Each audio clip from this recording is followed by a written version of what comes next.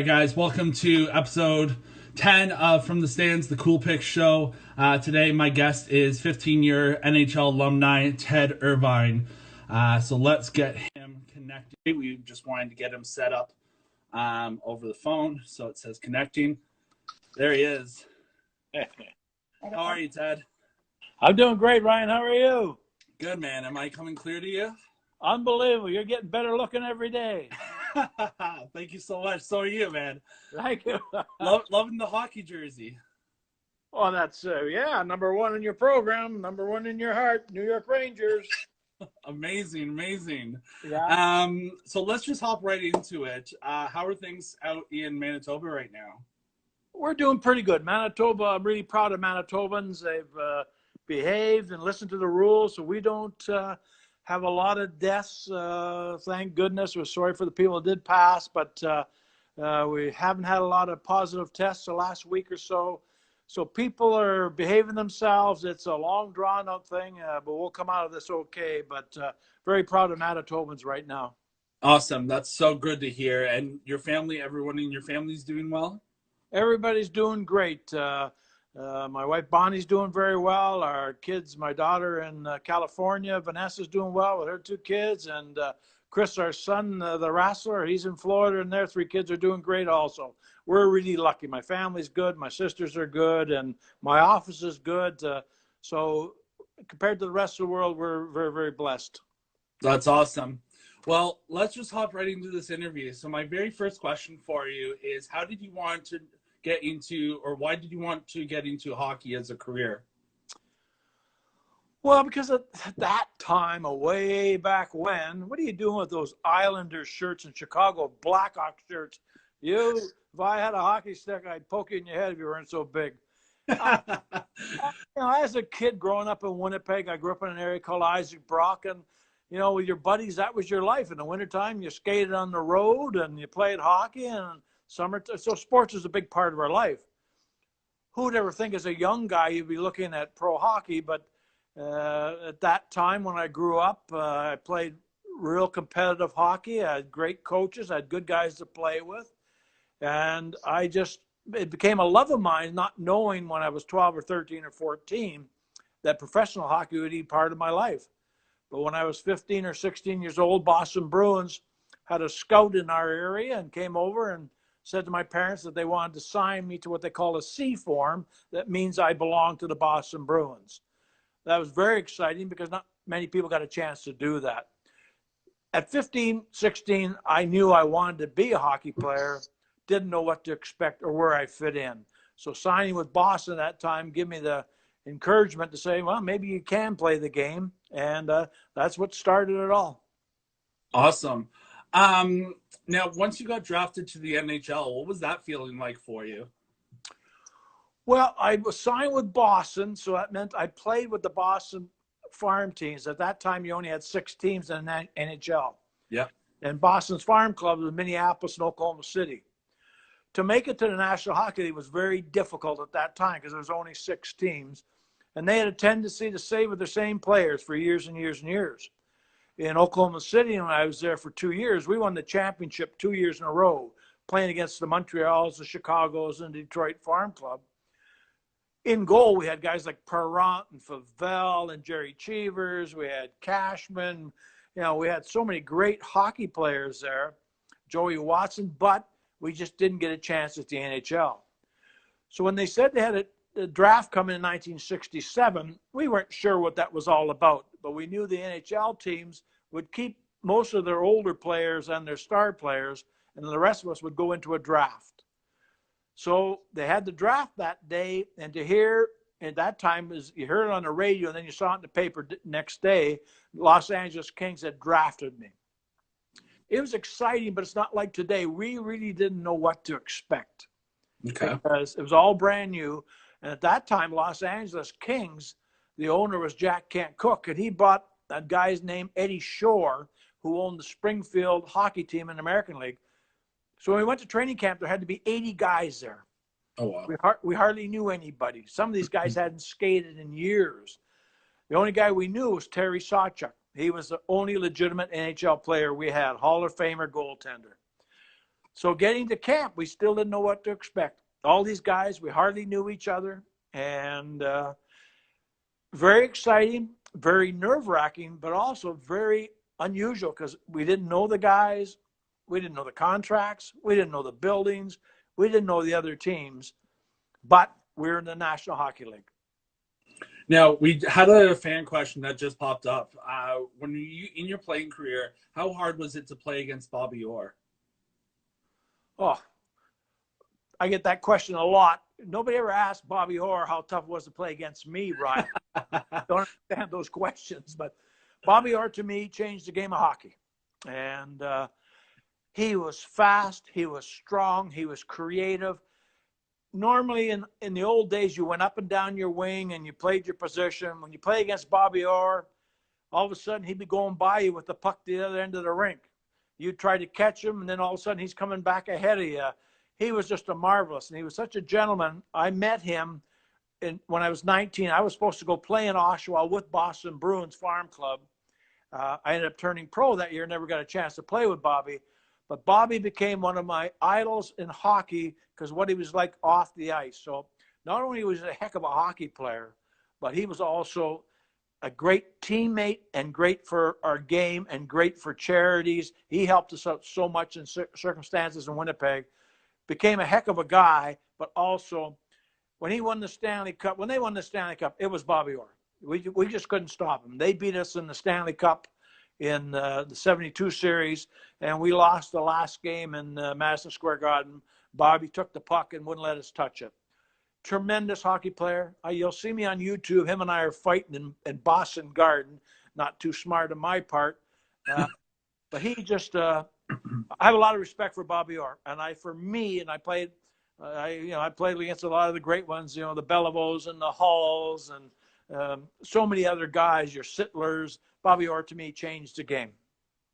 Now, well, don't worry. If I ever get the chance to interview or chat with Bobby Orr, I'll make sure to ask him that question. How hard was it to play against Ted Irvine? I'll make sure to get that included in there. Yeah, thanks a lot. He's going to say, who? No, come on. Let's give you some credit. I mean, we'll get to it, but I mean, you were listed on the 74th overall, like, Ranger great, which we'll get to in a few questions. So, I mean, you had your name up there in the rankings. So, yeah, I've been pretty lucky. When my son Chris reminds me, he said, "Dad, have you ever looked at what you did?" I'm such in awe. I had a chance to live my dream, to play hockey, to play in the NHL, and get paid for it. I mean, you can't be any better. Now I look back and say, wow, I played some pretty good games and get some great hockey players, and I put up some numbers too. I'm more proud today than I was then because now I really appreciate what that was all about. That's good. Now, during your 15 years of pro career, you played for the Bruins, you played for the Blues, as well as the Rangers and the Kings. Which team out of those four was your favorite to play with? Well, it was the New York Rangers. I was thankful Boston. You know, I played one game for Boston, and that did mean a lot. But Los Angeles was terrific, give me a chance. But going to the New York Rangers, an original six team, a kid from Winnipeg, playing out of Los Angeles and walking into that dressing room the first day with the Jackamans and the Hadfields and the Rattells and Joberts, and I'm going, oh my God, this is the Big Apple. I was lucky I had a coach in the boss named Emile Francis that helped me out so much personally because I was scared. I mean, I had $50 in my pocket and one sports coat when I got traded to New York, and he just said, well, you can't live in New York like that, and he helped me out money-wise. But anyhow, so going to New York, it was probably the most intimidated I've ever been in my life. My first game was in Detroit, in the Olympia. My first shifts were against Gordie Howe. In that game, he knocked two of my contact lenses out during the game. Then we go to New York the next night. The New York fans, they are wild and crazy. I was so lucky. They took a liking to me over the years. But to go into Madison Square Garden and play in front of 17,000 people of wild, fanatic hockey fans was so scary to me. I was so thankful that the guys I had as teammates, the management that put some belief in me. We had some great years there. I played with some great hockey players. to this day, I've been to New York a few times for ceremonies.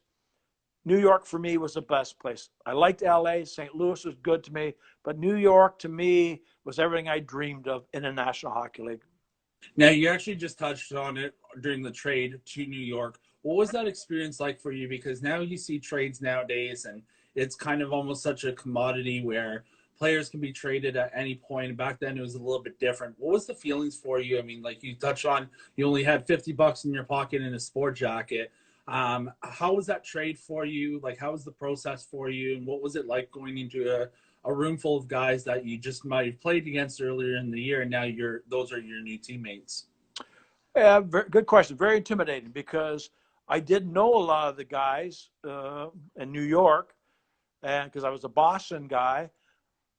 Going in the dressing room, it's you're putting on equipment doesn't feel right. Your pants don't fit. Your shoulder pads don't fit. You're afraid to say anything. Your sticks, everything's just wrong. Then you got to skate out with the guys. I remember you always usually those days you went through the benches to go onto the ice. You don't want to fall. You don't know which guy to fall around the ice. You don't know if to pass the puck and warm up or take a pass. And then you're hearing the fans yell at you and scream at you, and you realize, oh my God, is this what I dreamed of? So the trade itself, because my family was still back in LA, and I'm going to be in New York for a while before I see them, it puts you up in a hotel in downtown New York. And at that time, Rangers never practiced at the Madison Square Garden. They always practiced out of town. So I had to get a ride with Rod Gilbert and Bobby Nevin.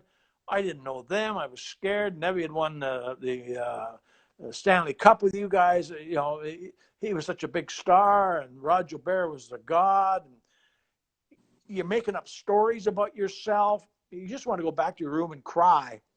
But as I say, that's when a team comes into play. The New York Rangers were some of the best guys I ever met, still to this day, my best friends, and you get through it. But you go back to yourself as a kid and say, this is what I wanted. This is what mom and dad put me through all this for. And all of a sudden you go to another level. You start believing in yourself. Some good things happen. You feel good. Playing in New York, I mean, the newspapers, headlines, and everything else. I remember I had a fight with Jerry Korab. That's Jerry Korab. In Chicago, the next night we played back in Madison Square Garden. Big banner up top, rematch, King Kong versus Irvine. Headlines in the paper, rematch, King Kong versus Irvine. I'm going, you got to be kidding me. 17,000 people are going to be watching me to fight that monster again. It was, then all of a sudden you just, Ryan, you know what it's like in sports. I heard you could hit a home run once in a while, but just teasing you. But just a little bit. You know, just to be able to be part of it and live your dream, who gets to do that? So the trade is awkward. You grow into it, but it hurts you because you don't think anybody loves you anymore. The worst line in sports is, well, the other team really wanted you. Yeah. They really wanted me. Why did you let me go? Type of thing. So yeah, where was the love shown when I was with you? That's right. My first shift at Madison Square Garden. Hey, Irvin, you bum, why don't you fight Schultz? These are my own fans. Oh my God. Well, it's good. That's a privilege. It's a good thing that they ended up loving you because you ended up, out of your time with New York, you ended up ranking on the 74th all-time member of the Rangers, career players in the book 100 Ranger Greats. What's it like for you? Like you said, it was nerve-wracking to go to New York and try and fit in at the start, but then the fans eventually loved you. So did your teammates and things like that. How does it feel to have your name on that list as the 74th all-time Ranger great in that book? It's a real honor because you're talking a lot of history with New York Rangers. Madison Square Garden, that's historic. And to be thought of that way, one of the writers was John Helligan. And I talked to him and I said, John, he said, Teddy, you don't realize what you meant to this hockey club and to this hockey team and the town when you were here. I said, no, I never measured myself that way. So when I saw my name up there, I measured who was below me, who was above me. And to this day, I wear a Ranger ring with great pride. I go back there. I won the Players Player Award one year, voted by the players. I won the Writers Award one year by the New York sports writer. Dennis Potvin had won it for the Islanders. being in New York, I won the Charlie Conacher Humanitarian Award. I mean, I was a lucky guy playing there. So when I saw my name up there, my son Chris is very good. He said, Dad, why don't you accept that you were there? Because we were brought up to be humble. You know, you shut your mouth and be thankful that somebody's going to pay you to play a game, and then to see yourself be recognized. I go back to New York now, and I just, my son shakes his head. He goes back there to wrestle, and he says, Dad, people still ask about you. I still got good friends in Brooklyn, New York, and New York was really special to me. So to see my name up there, I have great pride. Recently, Brooks, the writer in New York, you know, he ranked our line, Pete Stemkowski and Bruce McGregor, the best third line in New York history. And I'm going, how would he even know? He happened to be there when he was 12 years old, saw us play, took a liking to us, and loved our line. Those are compliments you don't expect to get in life. So to be any part of the New York Rangers is a real honor. To be honored top 100, wow, that's pretty special. Yeah, it's definitely a huge accomplishment, as well as all the other awards that you've gotten over your career and even post-career with the Humanitarian Award and everything like that. And we met at a Special Olympics Gala a couple of years ago. And I remember when I sat down at that table from coming off the stage, you started chatting with me about, like, my dad had given you a little bit of backstory on me and the sports that I've done. And we just hit it off like that. And I remember telling my dad, I'm like, yo, Dad, switch seats with me. I got to chat with this guy. And I saw the Rangers ring that you were wearing, and it was really cool to see. And it's definitely a honor to have, like, those kind of memories and those asks about you way past your career already, right? What do you mean by that? Just like it's cool, like you said. You mean I'm older, Ryan? No, I do not mean that. No, like you said, with Chris going back to Madison Square Garden to fight and still being like, yo, how's your dad doing and things like that. So yeah, no, it's special. No, I enjoyed meeting you that night, and your dad. Your mom wasn't there at that time, but I remember you came over the table. I looked at the size, and the first thing I said, did you skate backwards? Could have used you on the ice over the time. Then you blocked out all the lights. Nobody could see because you block out the sun too. But I'm so proud of your career and how lucky we are to play sports, Ryan, because we only get to do something we love. But look at the people you've met and I've met, and that's what sports have done to it. And that's what this whole thing with this virus. I hope people get a chance to get out and enjoy sports again, enjoy good fellowship, and create great memories. Exactly, for sure. Talking about memories, let's talk about family for a second. So you have two children, Vanessa and Chris. Vanessa, as you mentioned, is a teacher in LA, you said? Just outside of San Diego, Oceanside. Okay, perfect. And then you have Chris, obviously the wrestler with used to be WWE, now AEW. Growing up, did Chris ever want to pursue hockey and follow in your footsteps with hockey, or did he always want to become a wrestler? No, Chris wanted. First of all, my daughter's one of the best school teachers in music down in San Diego, so I got to get that out there. She is awesome young lady, does so much for young people. Very, very proud of her. Now, Chris, he wanted to play hockey a little bit. Chris was not, wasn't a big man, eh? And that's what's so incredible about his career. He's a big guy, but he's not a big man compared to the rest of them. So when he skated, it wasn't his game. You know, it just wasn't his game. He loved music. He loved writing. He played some baseball, some football, a little bit, water polo. He skated with the guys. It wasn't really a passion for him. When he got to high school, he started to like it a little bit more. Plus, he got more confidence in himself and his strength, and he became a goon out there in high school hockey, head-butting in the guys' stomachs, and loved the game, but never had a chance to go any further, but loves hockey to this day. He's a huge, historic guy on hockey with Winnipeg Jets. He's got more Winnipeg Jets sweaters, and he's skated more celebrity hockey games because of his love of hockey, and has played Madison Square Garden a few times. So hockey wasn't his thing, but the writing was real with him. The entertainment aspect with his music was real with him. And so when he went into wrestling, it wasn't a surprise to us, because when he was 11 or 12, the aunts of the family give him tickets to the wrestling at Winnipeg Arena. I took it to him, and he fell in love with it. He fell in love with the theatrics. I shouldn't say that word because you might think that wrestling's not real, but he loved that. He loved the size of the gloves. He loved the entertainment side. He loved the imagination, and so do his buddies. And most thing in life, if you've got friends that do the same thing, you usually have a good group of guys, and they love their music, and he loved his wrestling. So when he was 15 or 16, he said, "Dad, I might want to try it." And I said, "Look, I'm a big believer in letting people, young people especially, live their dreams." So we jumped in the car and we drove to Calgary and we put him in the Hart Foundation wrestling school. And that's what started the whole thing. He was living his dream.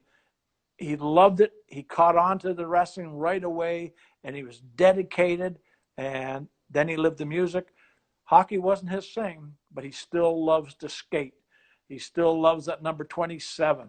But wrestling is living his dream.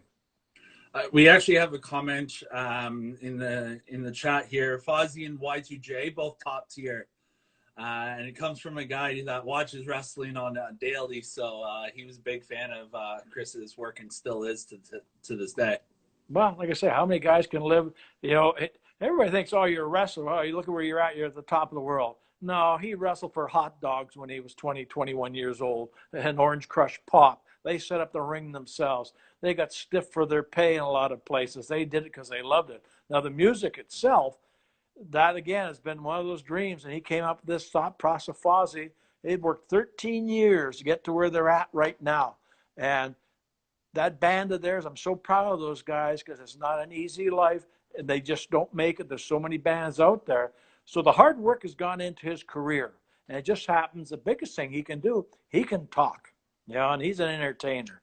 But he puts his effort into it. And I appreciate fans. Fozzie, I've been on that wrestling rock and roll cruise with the heavy metal. That is an experience in itself.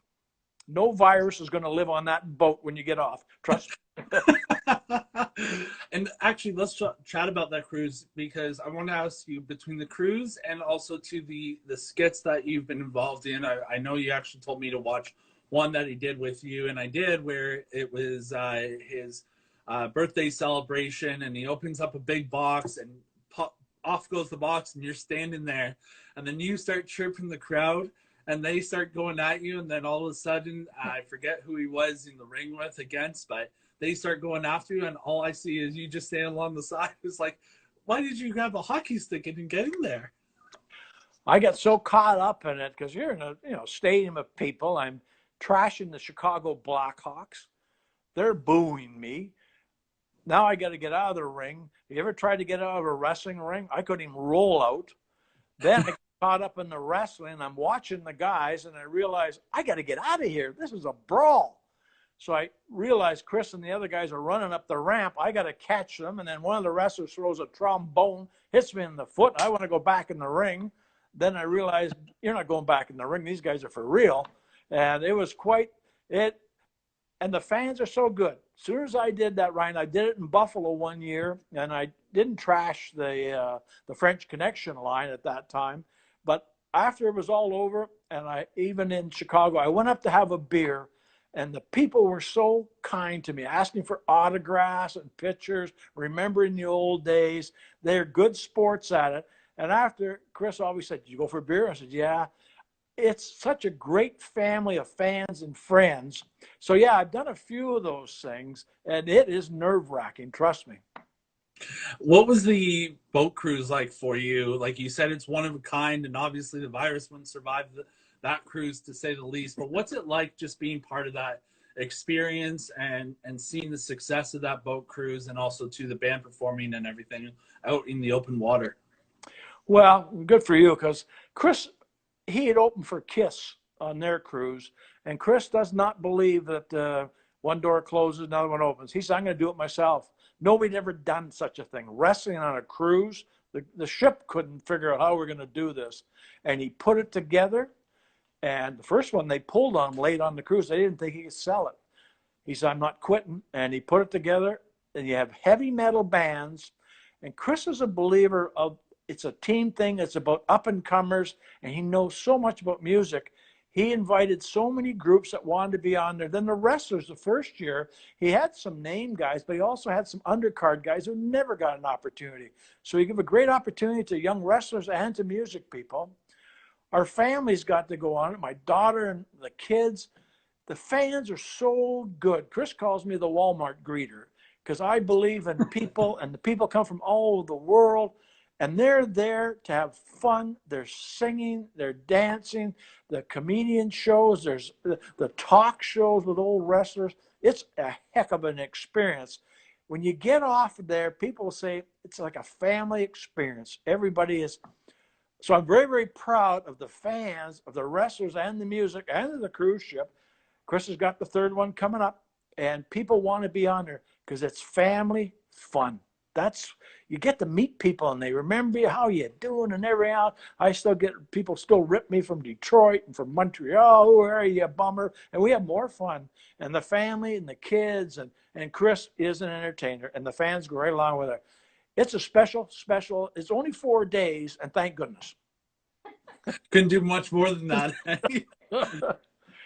They tell me they have beds on the ship. I wouldn't know. I never saw one. I just went to one room to another room, and great experience, and fans love it because it's a level. You're not your uppity up wrestlers. You're not your uppity up bands. It is just down home. Here's who I want to be. I can relate to you guys. I respect the guys for that.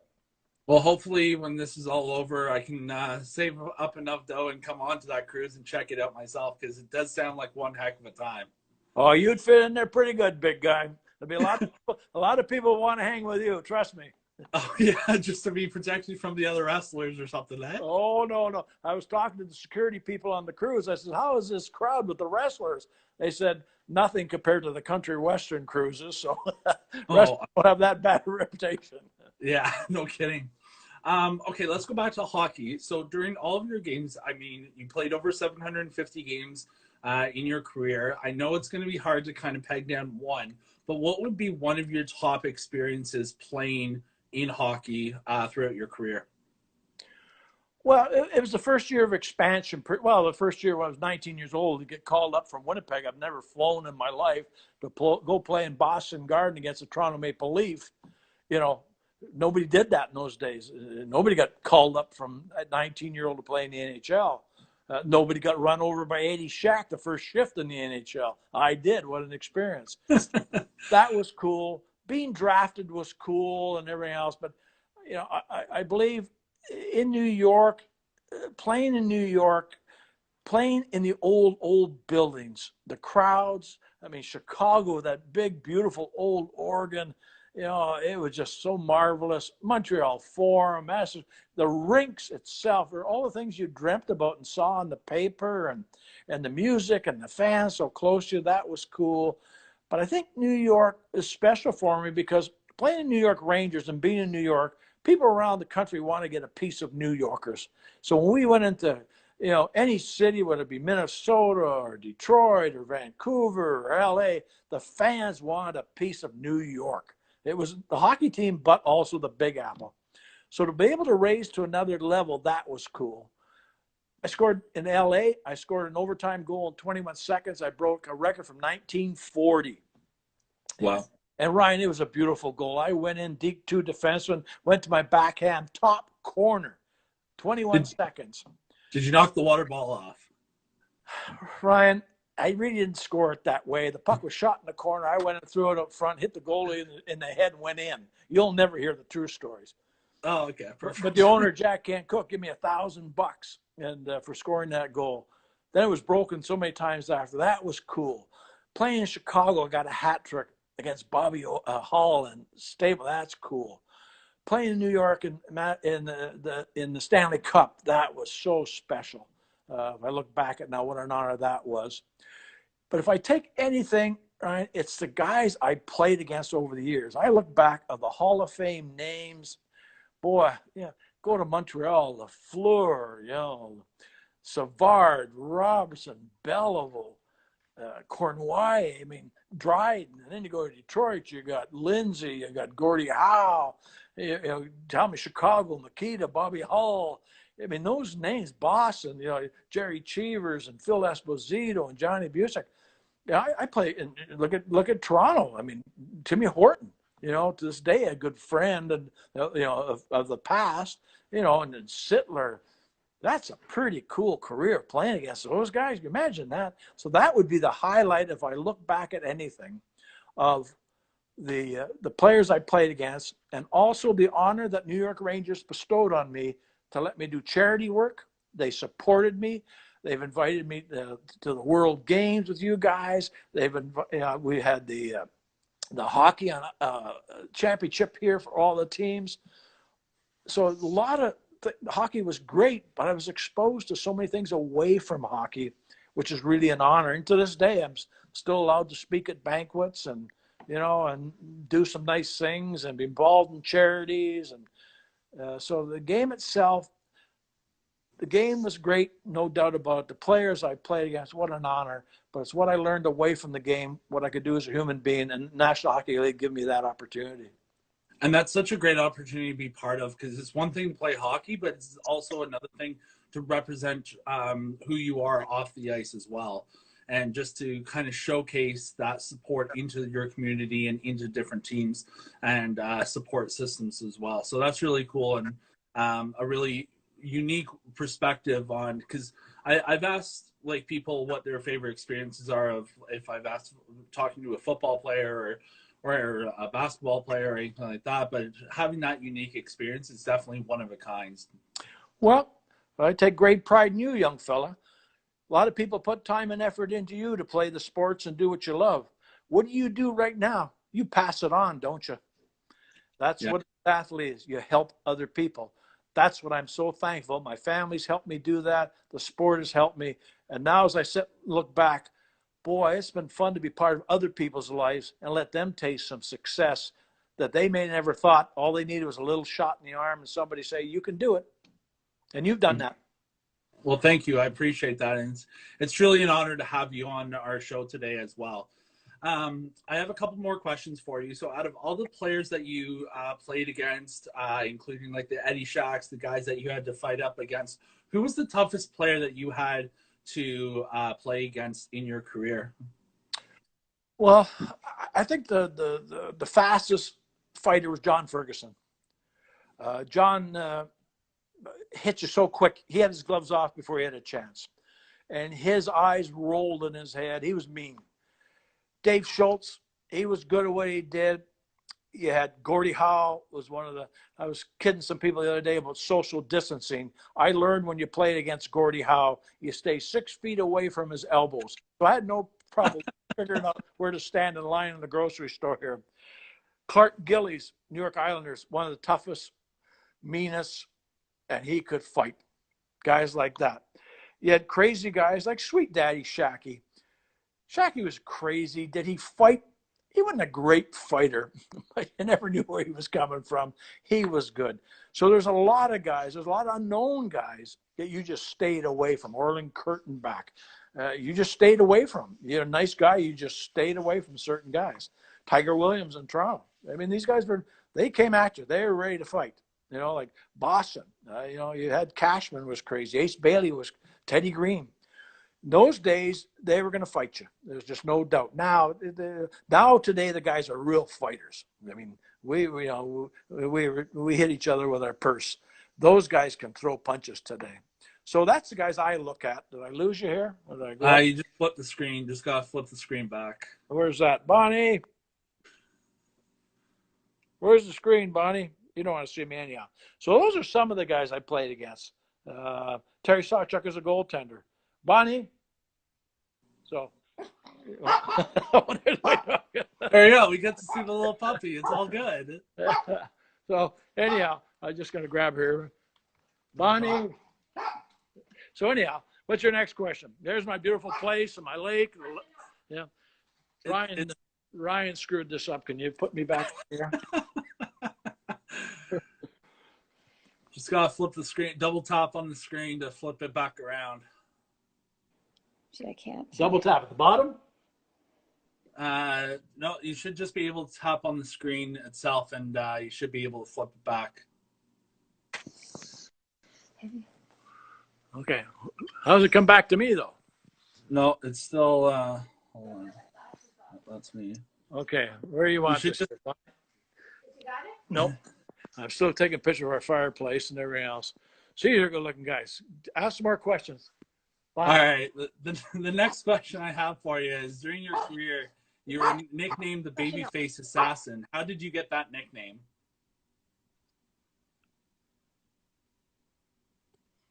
Where are we going here? All right. Just gotta double tap the screen. Yeah, I did.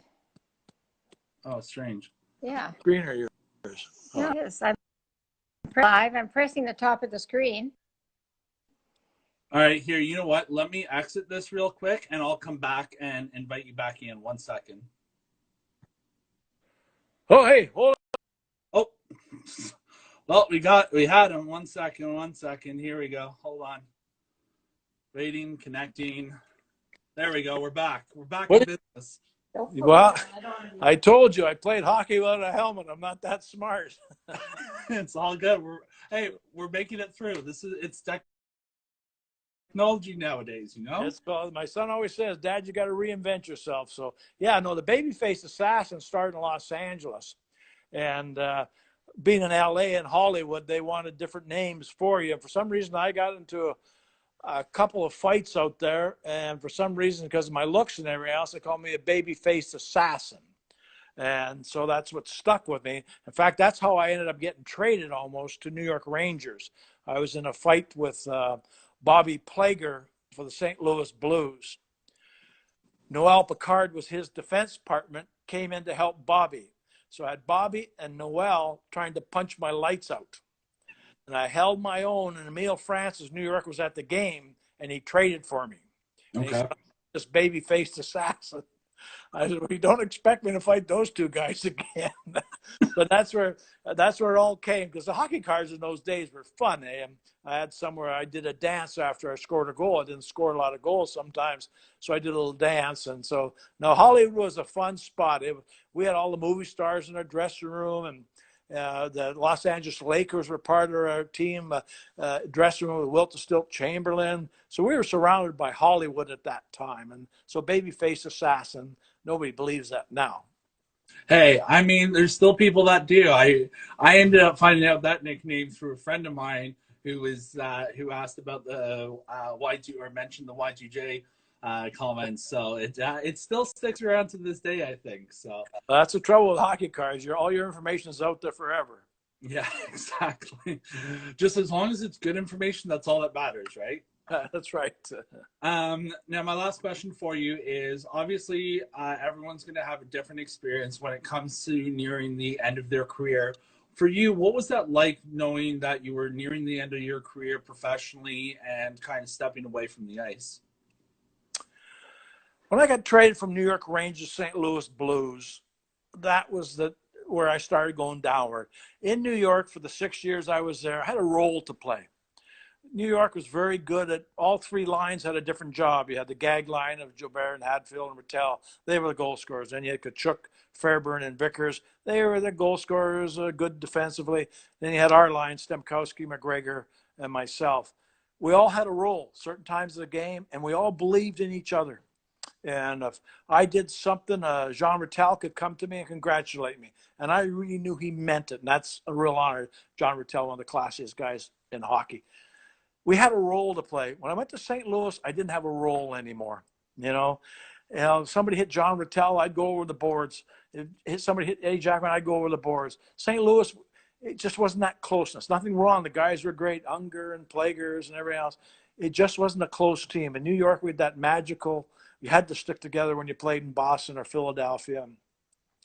So when I got to St. Louis, my role changed. I thought I could do this or that. But in the meantime, I couldn't. I just lost the love. And every year it slowly disappeared away from me. I just didn't have the fighting instinct. I didn't find the line that I was good on. And so then what happened was Chris was in St. Louis, and he was 6 or 7 at the time. And he was playing a little hockey there, and he was playing some baseball back home. And one summer he came to me, he said, Dad, could you stay home 1 year so I could grow up with my friends? Couldn't you teach? I took Kung Fu when I was in New York with the Rangers, He said, can't you teach Kung Fu here and let me just stay in one place for a while? Then I realized that time, no, it's over for me. It's now my son's time. And so I let Emile Francis know I never really, I was in great shape to go to training camp, but I just didn't have the heart anymore. And then when the WHA came here, Winnipeg Jets approached me, Edmonton approached me. They wanted me to play. Winnipeg had been a natural. The players approached me. I knew them, a lot of good guys. But my mom had said to me, you know what, Ted, I don't want you to play in the WHA. I couldn't handle you playing in Winnipeg, and it would hurt me too much. And everything just seemed, no, this is Chris's day, not mine anymore. So that's how it ended. Over those years, other clubs that approached me, I thought maybe, but I'd lost the love because New York was my team, and I couldn't replace that competitiveness, the fellowship, and I just couldn't find a role. So for me, it took me a lot of years in transition. I bet you it took me 8 to 10 years coming out of hockey to realize I wasn't a hockey player anymore. And well, at least it was for a good cause in the sense of family and supporting the family and things like that versus having like a career-ending injury or something like that. At least you were able to go out on your terms the way that you wanted to. Yeah, I was very lucky over my life in injuries. I had very few of them. And then also, though, very lucky with the teams I played for. So I was lucky enough. I had a good career. I don't, no regrets looking back on anything. Now, I actually have one more question for you. For all the young guns that want to try and make the NHL today, what kind of advice would you give to them, either on training camps, work ethic, dedication, anything like that? What kind of words of advice would you want to give them? Well, the difference today is these kids are going to camp so early. Their skill level is so high. They do drills that, they do things with the puck. If we did it, they'd just say, well, you lost the puck. These guys are actually doing it on purpose. So they're well trained. They're exercising all the time. They're trained on the media stuff. Not everybody's going to make it. We know that. And if I say to anybody, is you got to want it more than anybody else. And even in that case, somebody's got to give you a break too. It's such a big game now. Doesn't mean you're bad at this or that. You got to live your dream. You got to work hard at it. You got to believe in yourself, but it may not work. And the guys that do work, I say to them every year, look at the lifespan of a National Hockey League player. Was it 3.5 years? Something like that. That's very short. Yeah. So you got to want it more than anybody else. And we always had an old saying, somebody comes into training camp, they're trying to put their hand in your pocket and take out your money. So you got to want it more. It's not going to be easy. And guys just got to realize there's more guys doing more today than ever before. They want it bad, And then when you do get there, one of the things that bothers me, don't take it for granted, guys. Not everybody gets this chance. Exactly. Believe in what you do, but give back to the game. And so young guys, I watch them. I talk to them lots. I'm still friends with guys who own junior teams. It's a dream. What bothers me is if you don't live your dream, what's going to happen? There is another world out there, and it's going to be okay. And all the skills you got in hockey, you can carry through to your next career. Exactly. That's how it works nowadays. Work your buns off. Work more than – I always say to kids, you're going to go to training camp, you be the last person off the ice, you lead them in skating, you do everything that nobody else wants to do. And if you're down 12-0, you still work hard. Because I always say, you don't know who's watching you anymore either.